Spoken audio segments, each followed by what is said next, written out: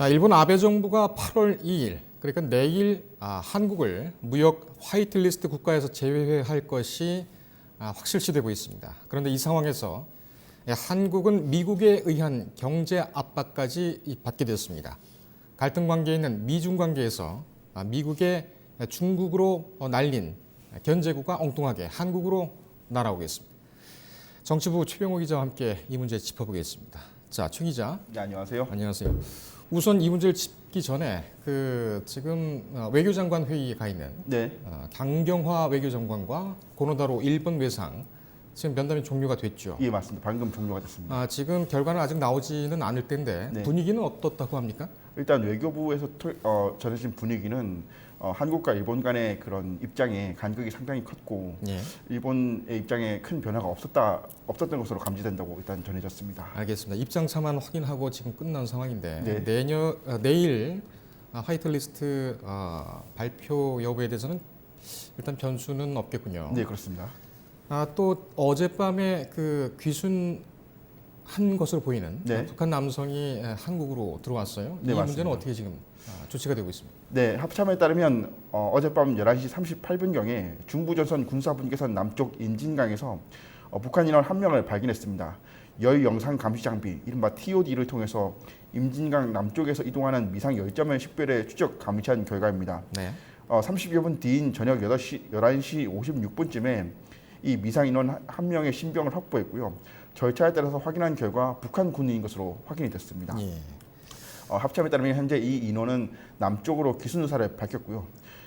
북한 인원이 남쪽으로 내려온 것은 지난해 12월 1일 북한 군인 한 명이 동부전선에서 내려온 이후 8개월 만입니다. 네. 현재 군은 이 인원의 기순 동기와 남하 동기, 또 전방 북한군 부대의 특이 동향에 대해서 확인하고 있다고 밝혔습니다. 그렇군요. 이 국방부 발표는 오후쯤에 있습니까? 예, 그렇습니다. 알겠습니다. 그때 다시 한번 연결을 하도록 하겠습니다. 네. 지금 미국과 중국, 한일 일본의 경제 침략보다 먼저 발생이 됐었는데 네. 이게 엉뚱하게 우리나라로 지금 들어오고 있습니다. 네, 그렇습니다. 어제 실무 협상이 있었죠. 예, 맞습니다. 어떤 내용이 오갔습니까? 예, 지난 7월 30일부터 31일까지 중국 상하이에서 미중 고위급 무역 협상이 진행됐습니다. 결과에 대해서 백악관은 일단 양국 협상이 건설적이었고 중국은 미국산 농산물 구매 확대를 약속했다라고 밝혔습니다. 네. 또 차기 협상은 9월쯤에 워싱턴 DC에서 있을 것이라고 밝혔고요. 예. 중국 상무부는 이번 협상이 솔직하고 효율적이며 건설적이었다고 평가했습니다. 자, 자국에서 이렇게 판단하는 것은 뭐 그렇다 치고 외신들은 어떻습니까? 외신은 다소 좀 반응이 엇갈렸는데요. 네. 미국 월스트리트 저널은 중국은 미국과 협상에서 양보를 서두르지 않음으로써 더 좋은 조건을 얻어낼 것이며 미국이 기다리는 것이 자신들에게 더 유리한 합의를 만들어낼 수 있다고 생각하고 있다고 설명했는데요. 이를테면 미국과 중국은 서로 밀당을 하는 모양새라는 분석입니다. 그렇군요. 미국 무역 분쟁이 네. 좀 된 얘기이기 때문에 이 사실관계를 좀 정리를 한번 해보죠. 네. 어떤 분쟁입니까? 어떤 거 미중 무역 분쟁이 네. 어떤 분쟁입니까? 예, 미국과 중국의 무역 분쟁은 최초로 지난해 7월 6일에 시작이 됐습니다.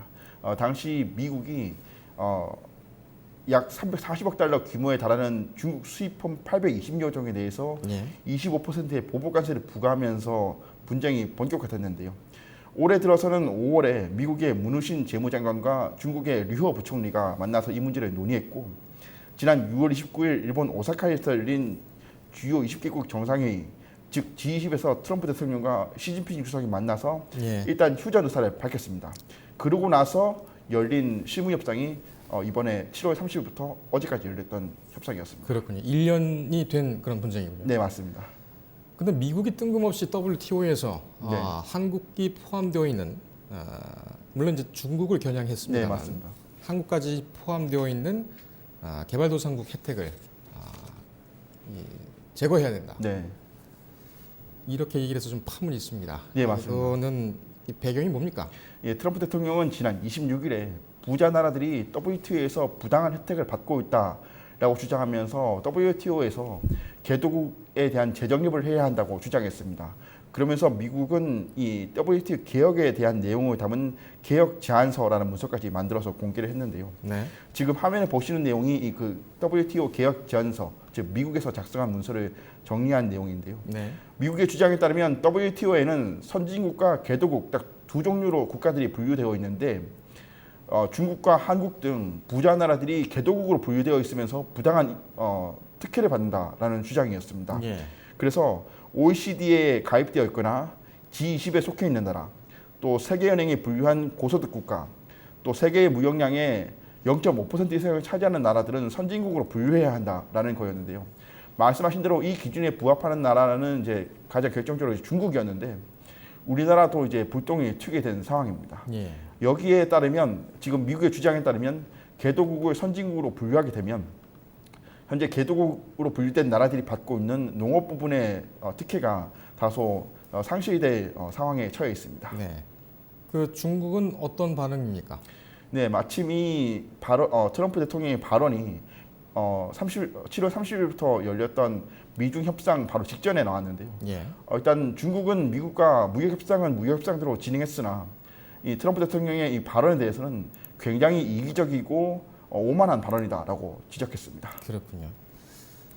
결국은 이제 이 문제는 내년도 11월에 예정되어 있는 트럼프 네, 미국 재선 이것과 맞춰져 있는데 지금 이런 사정을 보면은 최근 열강국들, 이 국제사회의 어떤 비정함을 볼 수가 있는 것 같습니다. 네 철저히 맞습니다.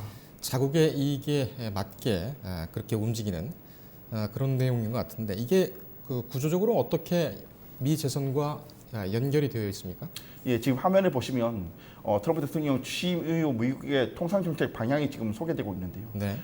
트럼프 대통령은 지난 2017년 1월에 취임한 이후 줄곧 보호무역 기조를 강조했습니다. 그리고 그때부터 이미 중국에 대한 견제를 염두에 두고 통상법 301조에 대한 조사를 개시했습니다. 네.